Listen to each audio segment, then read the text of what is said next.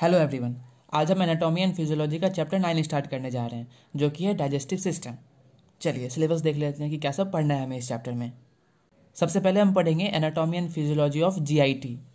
GIT का full form होता है गैस्ट्रो इंटेस्टाइनल ट्रैक्ट, मतलब माउथ से एनस तक का ट्यूब लाइक स्ट्रक्चर। और जीआई ट्रैक में जब हम इंक्लूड कर देंगे एक्सेसरी ग्लैंड्स को, तो उसे ही हम बोलते हैं डाइजेस्टिव सिस्टम। समझ में आ रहा है? चलिए नेक्स्ट हम पढ़ेंगे anatomy and functions of accessory glands, मतलब जीआई ट्रैक में जो एक्सेसरी ग्लैंड्स होते हैं like salivary gland, pancreas, liver, gall bladder, तो इन सब ग्लैंड्स का एनाटॉमी के साथ साथ उनके फंक्शन को भी पढ़ना है हमें। लास्ट टॉपिक होगा हमारा physiology of digestion and absorption, मतलब डाइजेस्टिव सिस्टम में डाइजेशन एंड एब्जॉर्प्शन का प्रोसेस कैसे कैसे होता है। चलिए डाइजेस्टिव सिस्टम की डेफिनेशन को समझिए। डाइजेस्टिव सिस्टम एक ग्रुप ऑफ ऑर्गन्स होता है जो साथ मिलकर फूड को छोटे छोटे मॉलिक्यूल्स में ब्रेक डाउन करते हैं ताकि बॉडी उसे इजीली एब्जॉर्ब कर सके, जिससे बॉडी को एनर्जी मिल सके। वीडियो को पॉज करके एक बार डेफिनेशन को पढ़िए और डायग्राम को सीक्वेंस वाइज याद कीजिए। सीक्वेंस ऊपर से नीचे की तरफ है, माउथ से एनस तक। अब एनाटॉमी ऑफ जीआई ट्रैक को समझिए। जीआई ट्रैक का फुल फॉर्म याद है ना सबको? गैस्ट्रो इंटेस्टाइनल ट्रैक, माउथ से एनस तक। जब भी क्वेश्चन में एनाटॉमी पूछा जाए तो स्ट्रक्चर को डिफाइन करते हुए कुछ लाइन लिखना होता है और डायग्राम बनाना होता है। तो जब भी क्वेश्चन में एनाटॉमी के बारे में कुछ पूछा जाए तो स्ट्रक्चर को डिफाइन करते हुए कुछ लाइन लिखना है और साथ ही साथ डायग्राम बना देना है। जीआई ट्रैक का फर्स्ट पार्ट होता है माउथ। यहाँ से जीआई ट्रैक स्टार्ट होता है। माउथ कंटेन करता है टीथ को, टंग को एंड सलेवरी ग्लैंड्स को। नेक्स्ट समझिए इसोफेगस को। इसोफेगस एक मस्कुलर ट्यूब लाइक स्ट्रक्चर होता है जो माउथ को स्टोमक से कनेक्ट करता है। नेक्स्ट समझिए स्टोमक को। स्टोमक एक सैक लाइक ऑर्गन होता है। सैक का मतलब हुआ पाउच या फिर बैग लाइक स्ट्रक्चर। स्टोमक के अंदर डाइजेस्टिव एंजाइम्स और एसिड रिलीज होते हैं ताकि स्टोमक में फूड को ब्रेक डाउन कर सकें। ठीक है। नेक्स्ट समझिए स्मॉल इंटेस्टाइन को। स्मॉल इंटेस्टाइन को स्मॉल इंटेस्टाइन इसलिए बोला जाता है क्योंकि इसका सर्कमफेरेंस छोटा होता है as compare to large intestine. Small intestine एक लॉन्ग ट्यूब लाइक स्ट्रक्चर है जिसमें most of the nutrients absorb होता है। नेक्स्ट समझिए लार्ज इंटेस्टाइन को। लार्ज इंटेस्टाइन का सर्कमफेरेंस ज़्यादा होता है as compare to small intestine, इसलिए इसको वाइड ट्यूब भी बोला जाता है या फिर लार्ज इंटेस्टाइन बोला जाता है। लार्ज इंटेस्टाइन का साइज छोटा होता है लेंथ में लार्ज इंटेस्टाइन का साइज छोटा होता है as compare to small intestine. ठीक है। सर्कमफेरेंस के बेसिस पर इनको large intestine and small intestine बोला जाता है। स्मॉल इंटेस्टाइन का सर्कमफेरेंस छोटा है इसलिए स्मॉल इंटेस्टाइन कहा जाता है, जबकि जो लेंथ है वो बड़ा है। वहीं पर लार्ज इंटेस्टाइन का जो सर्कमफेरेंस है वो बड़ा है जबकि जो लेंथ है वो छोटा होता है। याद रखिएगा। लार्ज इंटेस्टाइन स्टोर करता है वाटर को और इलेक्ट्रोलाइट्स को, साथ ही साथ वेस्ट प्रोडक्ट को स्टोर भी करता है। कब तक? तब तक जब तक उनका एलिमिनेशन ना हो जाए। कहाँ से? बॉडी से। एक बात याद रखिएगा कि लार्ज इंटेस्टाइन तक ही डाइजेशन एंड एब्जॉर्प्शन का प्रोसेस होता है। उसके बाद के पार्ट्स का काम होता है वेस्ट प्रोडक्ट को स्टोर करना और फिर बॉडी से बाहर रिलीज कर देना। नेक्स्ट समझिए रेक्टम को। ये लार्ज इंटेस्टाइन का लास्ट पार्ट होता है जो वेस्ट प्रोडक्ट को स्टोर करता है। नेक्स्ट समझिए एनस को। एनस उस ओपनिंग को बोला जाता है जिससे वेस्ट प्रोडक्ट बॉडी से बाहर निकलता है। चलिए वीडियो को पॉज कीजिए और एक बार पढ़िए पूरे स्लाइड को। नेक्स्ट टॉपिक है फिजियोलॉजी ऑफ जीआई ट्रैक, मतलब गैस्ट्रो इंटेस्टाइनल ट्रैक का फंक्शन क्या सब है। फर्स्ट है मोटिलिटी। गैस्ट्रो इंटेस्टाइनल ट्रैक में प्रेजेंट मसल्स खुद को कॉन्ट्रैक्ट एंड रिलैक्स करके फूड को आगे डाइजेस्टिव सिस्टम में मूव कराते हैं और इस फूड के मूवमेंट को कहा जाता है पेरिस्टालसिस। जब हम लोग physiology of digestion and absorption पढ़ेंगे तो वहाँ पढ़ोगे आप इसे। सेकेंड है सिक्रेशन, मतलब रिलीज करना। जीआई ट्रैक में digestive enzymes, acids and hormones release होते हैं ताकि वो फूड का ब्रेकडाउन कर सके और हमारा बॉडी उन ब्रेकडाउन हुए फूड से न्यूट्रिएंट्स को एब्जॉर्ब कर सके। ठीक है।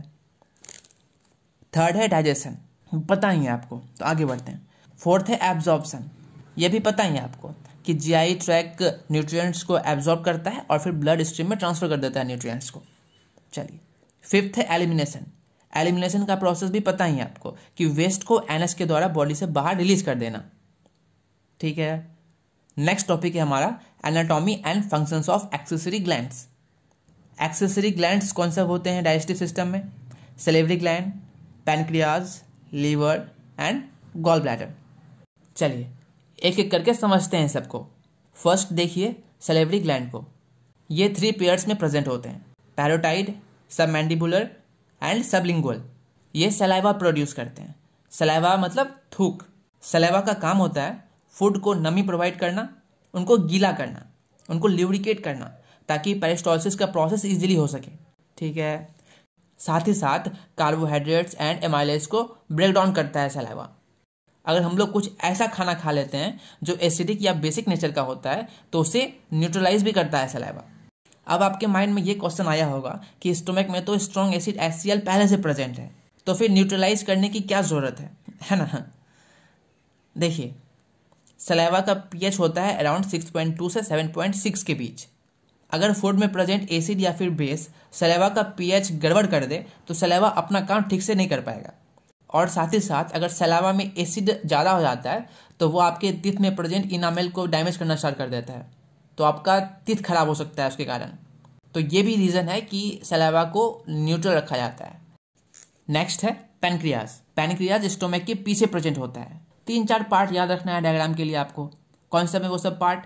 Head, neck, body and tail. Diagram में देख पा रहे हो आप। याद रखना है एनाटॉमी में ये जो पॉइंट मैंने लिखा रहा हूँ, पॉइंट के साथ साथ डायग्राम भी ड्रॉ करना है आपको एग्जाम में। पैनक्रियाज पैनक्रियाटिक जूस रिलीज करते हैं जो फूड को डाइजेस्ट करता है। ठीक है, insulin and glucagon hormones release होता है जो ब्लड शुगर को बैलेंस करता है। नेक्स्ट है लीवर। लीवर आपके एब्डोमेन के अपर राइट साइड में प्रेजेंट होता है। ये बाइल प्रोड्यूस करता है जो कि एक डाइजेस्टिव फ्लूइड है, डाइजेशन में हेल्प करता है। फिर लीवर आपको bilirubin, plasma protein and hormones वगैरह भी रिलीज करता है। नेक्स्ट है गॉल ब्लैडर। ये एक पियर शेप्ड ऑर्गन होता है जो कि लीवर के नीचे प्रेजेंट होता है। ये लीवर के द्वारा प्रोड्यूस बाइल को स्टोर करता है। इंपॉर्टेंट पॉइंट है MCQ के पॉइंट ऑफ व्यू से। लास्ट टॉपिक है हमारा physiology of digestion and absorption.